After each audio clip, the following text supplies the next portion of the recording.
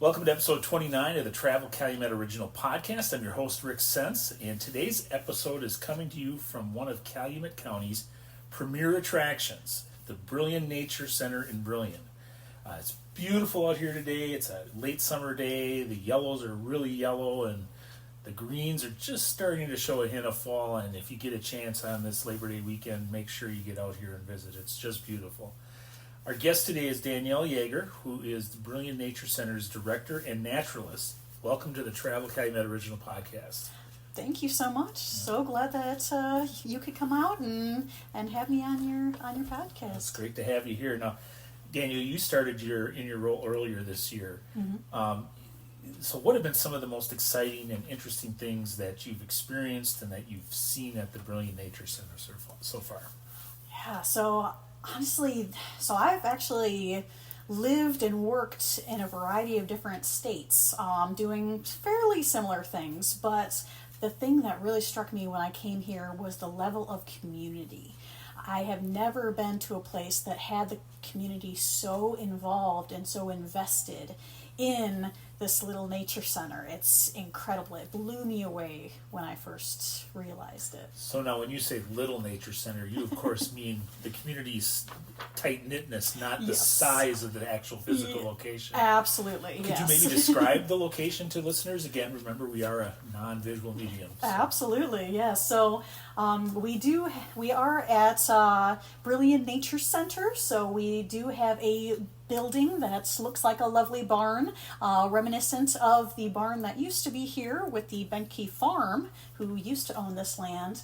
However, we have the building, but we also have plenty of habitats around it. So we have prairie just outside the front door here, which we are having all the bright yellows from all the flowers out. We have the forest nearby, and then we have our marsh nearby as well. So it's a vast stretch of habitat that we have here, and we are only a little portion of the Brillion Wildlife Area, which is a couple thousand acres. So this is a sizable footprint. Yes. Then it's not just a drive up in your car, walk around for 5 minutes, you've seen it all, go home kind of attraction. Absolutely, yes. You can spend 30 minutes here if you want to. You can spend 5 hours. It really depends on what you're after. Okay.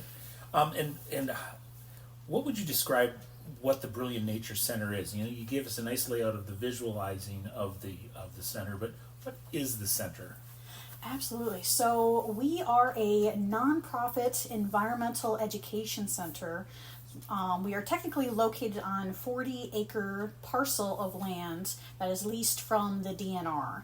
And we are operated by the Brillion Nature Center Association, Inc.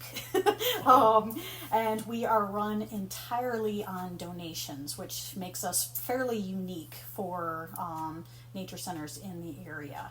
So we are not city-owned. We are not truly owned by the DNR. We are our own entity, and that gives us the freedom to do a lot of exciting programs that we wish to do. And so do you have a volunteer board that does the organizational side of the business? Yes. Okay. Yeah. So we have a number of people on the board, but we are run by our board president, Tammy Gash, and they handle all sorts of kind of the nitty-gritty stuff. I get to do the fun stuff of creating the programs and leading the programs and maintaining the center. So you mentioned community earlier as we were talking.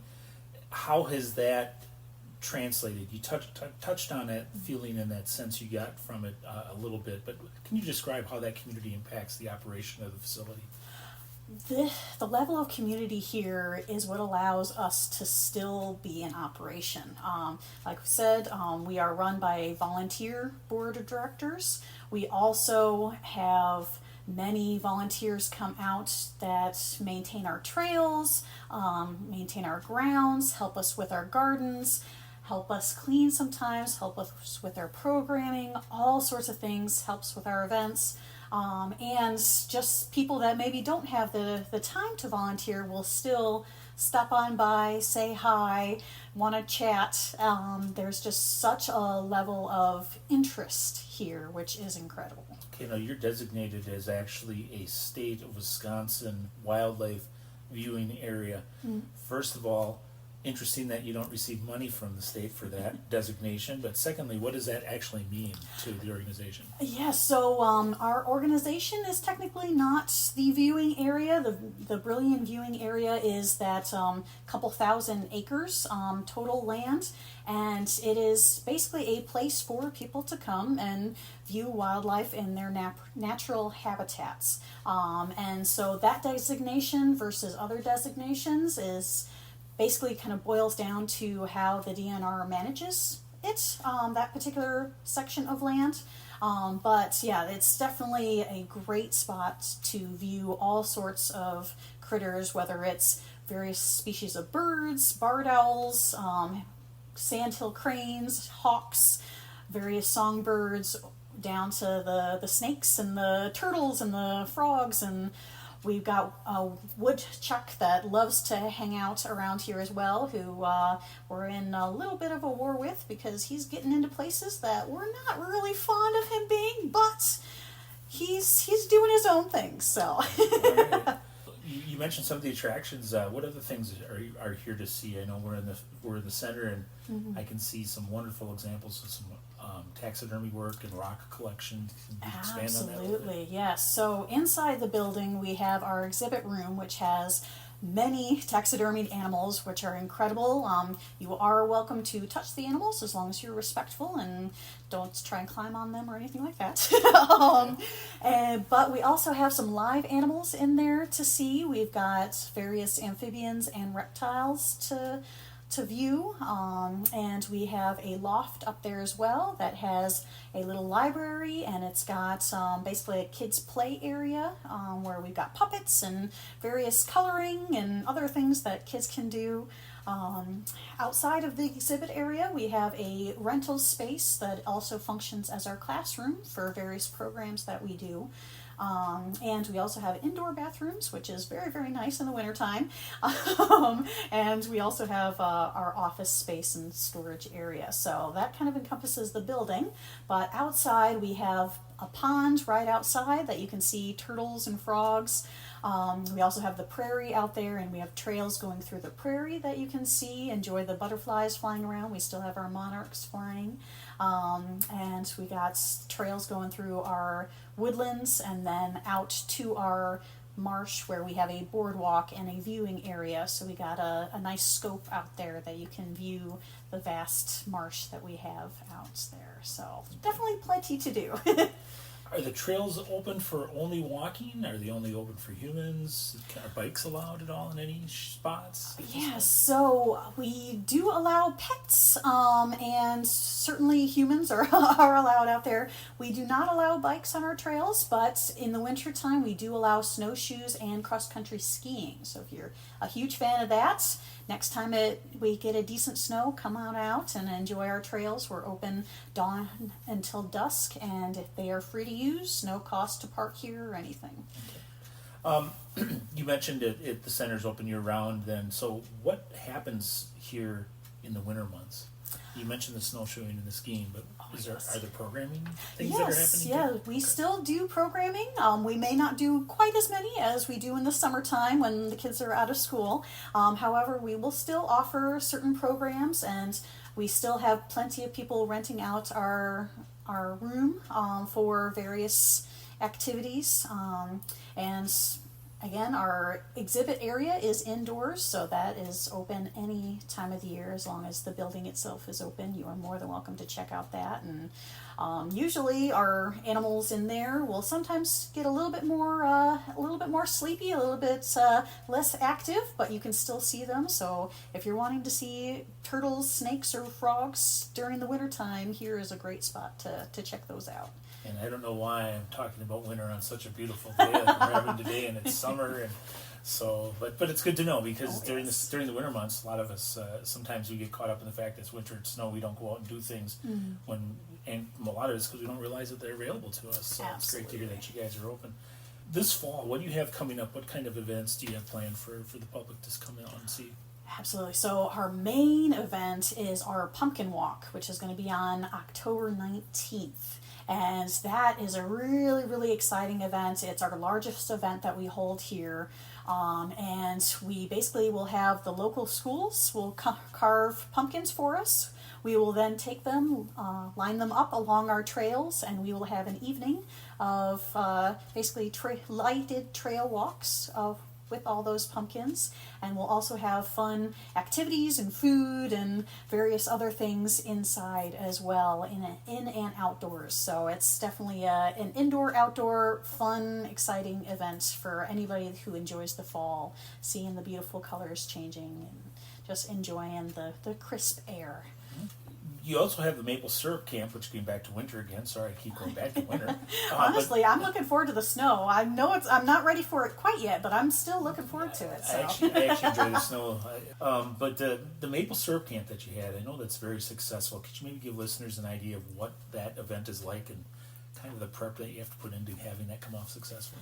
Absolutely. So the Maple Syrup Camp itself is a free event where we have various learning stations where you can learn how to tap maple trees, collect the sap from the trees, boil the syrup all the way down to grating the syrup once it's all boiled and done.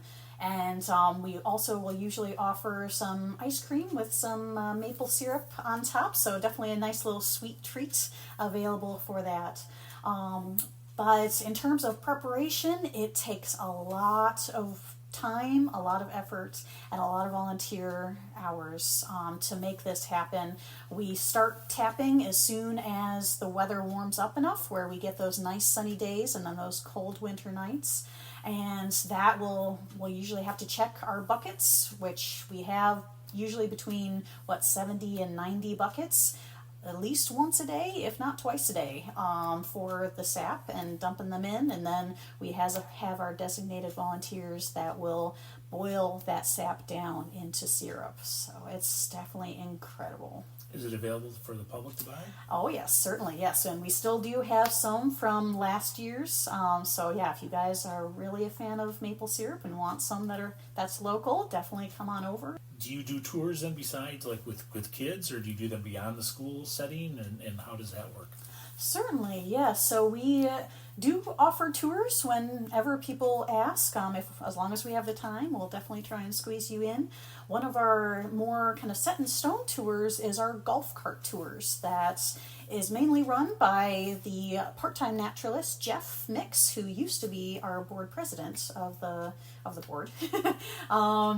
And those tours are for people that maybe either cannot or don't really want to hike along our trails, but want to check out our trails.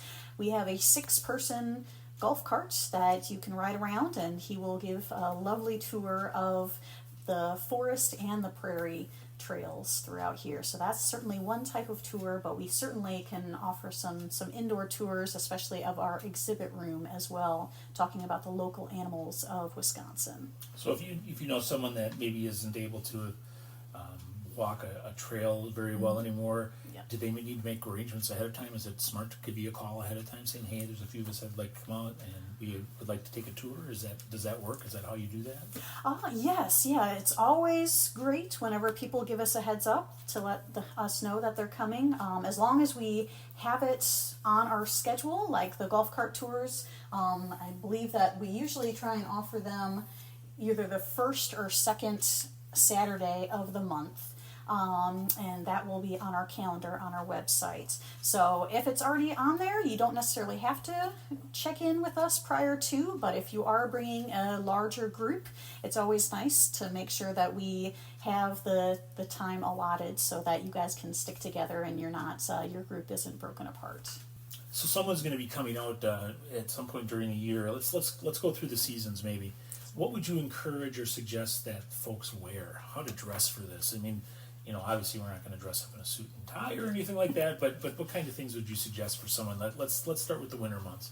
Absolutely. So dressing for the weather, if you are going to be out outdoors at all, unless you're just wanting to come in and see our exhibit room, is crucial out here. So in the winter months, definitely nice warm layers that you can take off when you're inside and then put back on when you're outside so you don't get too sweaty. And definitely proper shoes. So if we are lucky enough to get some snow, definitely bring some snow boots so your feet don't get too wet. But if you don't have snow, depending on how much the temperature is, and if we've had snow recently, could be potentially a little bit muddy out there, so just kind of keep that in mind. But it's just like any other trail, as long as you have closed-toed shoes and have enough clothes on that you are comfortable, you're going to be all set for the winter. Okay, and then the spring and summer, I'm assuming dress appropriate for the weather. Yeah. What about like bug spray?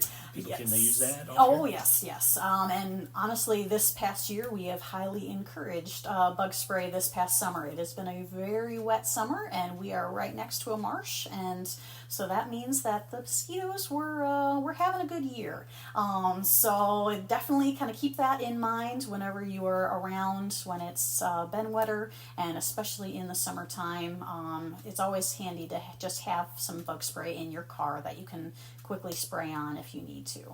So what would you suggest? Wear hats, a lot of sunscreen too during the spring and summer months? Absolutely, yeah. Any exposed skin, it's always a good idea, no matter how long outside you are planning to stay, to put some sunscreen on just to be safe. And yeah, certainly hats. I'm honestly not a huge fan of hats in general, just because they don't really fit my head. Even I will wear hats on really, really sunny days, especially if I'm going out in the prairie, because it can be, there's really not too much shade out there. So any kind of shade that you can make for yourself is much appreciated. You mentioned earlier that the facility was actually a farmstead for a family. Could you maybe give a little bit of the history behind how it went from farmstead to the actual center? Absolutely, yes. So it used to be the Benke Farm. I believe back in the 1940s is when DNR first started to lease land around that area for the wildlife, or the Brillion Wildlife Area.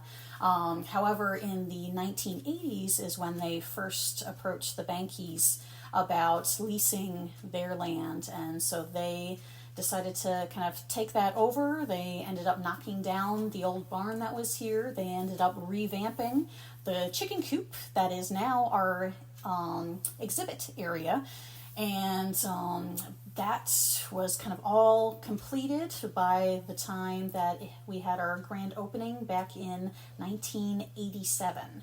And since then, we have had some additions. So the area that we have our offices and our bathrooms was added on later, and then our rental room or our classroom was the final addition to this particular building. So it has been a long process, but we are constantly improving the area and improving people's stay here with all these additions. Okay, Danielle, I have to ask you, you are new to the area, you said earlier, and you've had the benefit of being in other states other than just Wisconsin as well. So what attractions, besides the wonderful one you work with, what other attractions have you seen and really enjoyed here in Calumet County? Yeah, so like I said, I have been in quite a number of different places, Connecticut, Texas, Missouri, all sorts of places.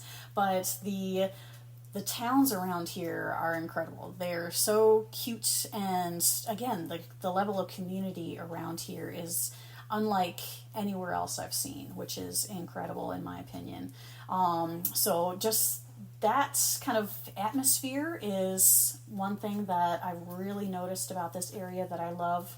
Another specific place that I love to go to when I'm not hiking out here at the Nature Center, when I want someplace new, I will go off to High Cliff. That is definitely a lovely spot. I love seeing all the rocks out there and hiking through the woods. If people want to learn more about the Brillion Nature Center, where would you direct them to look? So the main place that you can look is our website, brillionnaturecenter.net. And if you can't find the answer there, or if you have any other questions or don't feel like sifting through a website, you can certainly either give us a call. You can reach us at 920-756-3591. Or you can email us at info@brillionnaturecenter.net or naturalist@brillionnaturecenter.net. Well, I really appreciate the time today, Danielle. And again, you're open year round. Do you have hours for the actual center itself, the business hours for everyone that they should know? Yes, so we do have them posted on the door. We also have them posted on our website, but typically we are open Tuesday through Friday, 9 to 3, and then we are open Saturdays, which is actually somewhat new hours, from 9 to 1. We didn't used to be open on the weekends unless we had a specific event, but we want to open it up to the general public to make sure that they can come in and see all of our wonderful sights to see. Oh, that's wonderful. Great. Well, again, thank you so much for being on the program. And again, listeners, you've been listening to the Travel Calumet Original Podcast, episode 29. And if you would like to hear some of our other podcasts, go to our website, Travel Calumet, and click on the Travel Calumet Original Podcast logo right on the main page. It'll take you right to the directory, and you can go ahead and look through all of this episode, number 29, and the other 28 episodes that are out there. So, Danielle, thanks again for joining us today. Thank you so much for wanting to come out here and interview us. Thank you very much.